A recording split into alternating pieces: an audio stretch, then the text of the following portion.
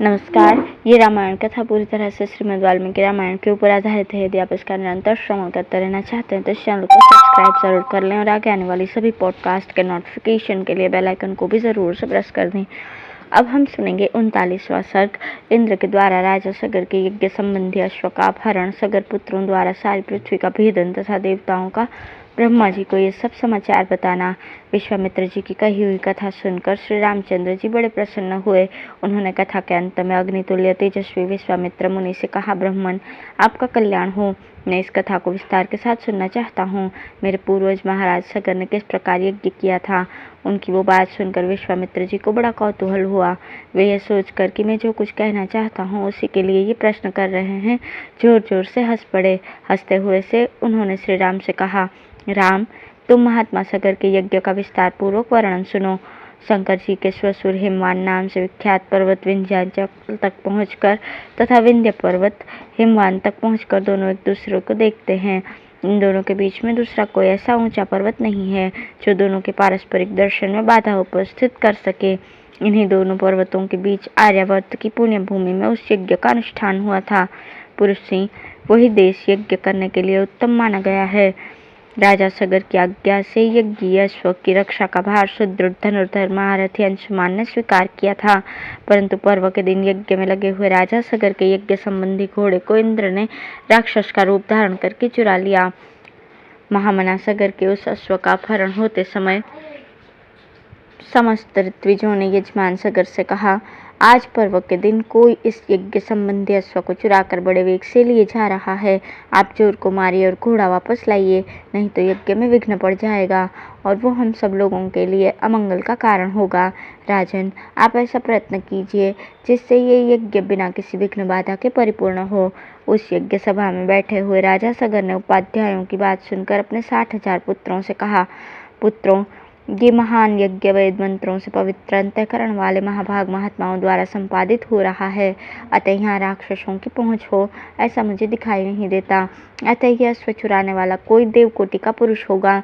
अतः पुत्रों, तुम लोग जाओ, घोड़े की खोज करो, तुम्हारा कल्याण हो। समुद्र से घिरी हुई सारी पृथ्वी को छान लो, एक एक योजन विस्तृत भूमि को बांटकर उसका चप्पा चप्पा देख लो। जब तक घोड़े का पता न लग जाए तब तक मेरी आज्ञा से इस पृथ्वी को खोदते रहो। इस खोदने का एक ही लक्ष्य है, उस अश्व के चोर को ढूंढ निकालना। मैं यज्ञ की दीक्षा ले चुका हूँ, अतः स्वयं उसे ढूंढने के लिए नहीं जा सकता। इसलिए जब तक उस अश्व का दर्शन न हो तब तक मैं उपाध्याय और पौत्र अंशुमान के साथ यहीं रहूंगा। पिता के आदेश रूपी बंधन से बंधकर वे सभी महाबली राजकुमार मन ही मन हर्ष का अनुभव करते हुए भूतल पर विचरने लगे।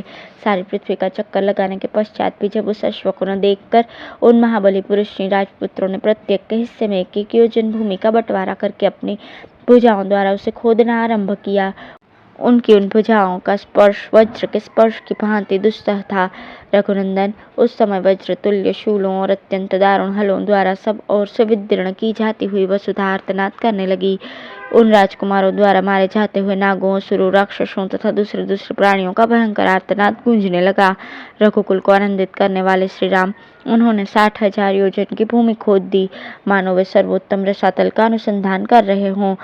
इस प्रकार पर्वतों से युक्त जाम्बुद्वीप की भूमि खोदते हुए वे राजकुमार सब और चक्कर लगाने लगे। इसी समय गंधर्वों, असुरों और नागों सहित संपूर्ण देवता मन ही मन घबरा उठे और ब्रह्मा जी के पास गए। उनके मुख पर विषाद छा रहा था, वे भय से अत्यंत संत्रस्त हो गए थे। उन्होंने महात्मा ब्रह्मा जी को प्रसन्न करके इस प्रकार कहा, भगवान, सगर के पुत्र इस सारी पृथ्वी को खोद डालते हैं और बहुत से महात्माओं तथा जलचारी जीवों का वध कर रहे हैं। यह हमारे यज्ञ में विघ्न डालने वाला है। ये हमारा अश्व चुरा कर ले जाता है। ऐसा कहकर वे सगर के पुत्र समस्त प्राणियों की हिंसा कर रहे हैं। अब है 40वां सर्ग। सगर पुत्रों के भावी विनाश की सूचना देकर ब्रह्मा जी का देवताओं को शांत करना, सगर के पुत्रों का पृथ्वी को खोदते हुए कपिल जी के पास पहुंचना और उनके रोष से जलकर भस्म होना। देवताओं की बात सुनकर भगवान ब्रह्मा जी ने कितने ही प्राणियों का अंत करने वाले सगर पुत्रों के बल से मोहित एवं भयभीत हुए उन देवताओं से इस प्रकार कहा, देवगण, ये सारी पृथ्वी जिन भगवान वासुदेव की वस्तु है तथा जिन भगवान लक्ष्मीपति की ये रानी है, वही सर्वशक्तिमान भगवान श्री हरि कपिल मुनि का रूप धारण करके निरंतर इस पृथ्वी को धारण करते हैं। उनकी कोपाग्नि से ये सारे राजकुमार जलकर भस्म हो जाएंगे। पृथ्वी का यह भेदन सनातन है, प्रत्येक कल्प में अवश्यंभावी है। श्रुतियों और स्मृतियों में आए हुए सागर आदि शब्दों से ये बात सुस्पष्ट ज्ञात होती है। इसी प्रकार दूरदर्शी पुरुषों ने सगर के पुत्रों का भावी विनाश भी देखा ही है, अतः इस विषय में शोक करना अनुचित है। ब्रह्मा जी का यह कथन सुनकर शत्रुओं का दमन करने वाले 33 देवता बड़े हर्ष में भरकर जैसे आए थे उसी प्रकार पुनः लौट गए। सगर पुत्रों के हाथ से जब पृथ्वी गोदी जा रही थी उस समय उसे वज्रपात के समान बड़ा भयंकर शब्द होता था। इस प्रकार सारी पृथ्वी खोदकर तथा उसकी परिक्रमा करके वे सभी सगर पुत्र पिता के पास खाली हाथ लौट आए और बोले, पिताश्री, हमने सारी पृथ्वी छान ली, देवता, दानव, राक्षस, पिशाच और नाग आदि बड़े बड़े बलवान प्राणियों को मार दिया, फिर भी हमें न तो कहीं घोड़ा दिखाई दिया और न घोड़े का चुराने वाला।